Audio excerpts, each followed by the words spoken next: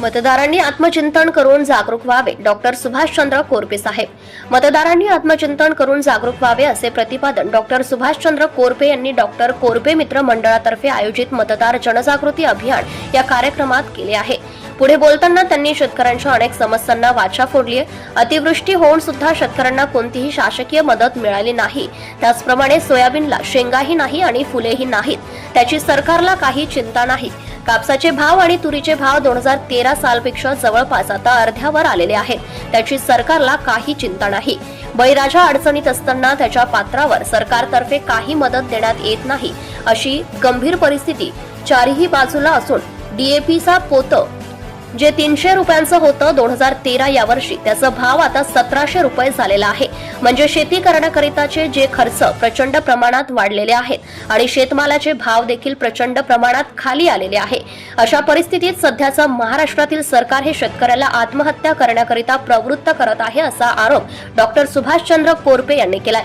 या कार्यक्रमाच्या अध्यक्षस्थानी माजी जिल्हा परिषद सदस्य केशवराव खेडकर होते. प्रमुख अतिथीमध्ये माजी जिल्हा परिषद सदस्य सय्यद मझहर अली तसेच अकोला जिल्हा काँग्रेस कमिटीचे उपाध्यक्ष हेमंत बापू देशमुख व अकोला तालुका काँग्रेस कमिटीचे अध्यक्ष डॉक्टर येणे हे प्रमुख अतिथी म्हणून उपस्थित होते.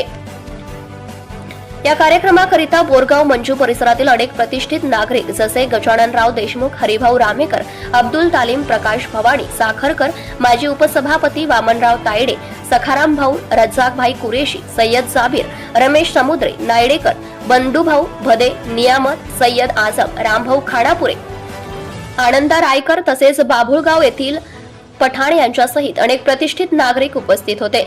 यावेळी उपस्थित यांची समायोजित भाषणे झाले. आभार प्रदर्शन बोरगाव येथील गजानन बापू देशमुख यांनी केले. हा कार्यक्रम यशस्वी करण्याकरिता डॉक्टर कोरपे मित्र मंडळाचे कृषी उत्पन्न बाजार समिती अकोल्याचे उपसभापती ज्ञानेश्वर भाऊ महल्ले, कृषी उत्पन्न बाजार समितीचे माजी सभापती निळकंठराव खेडकर आणि प्रभाकरराव पाटील राऊत यांनी विशेष परिश्रम घेतले. Subscribe now and press the bell icon. Never miss an update.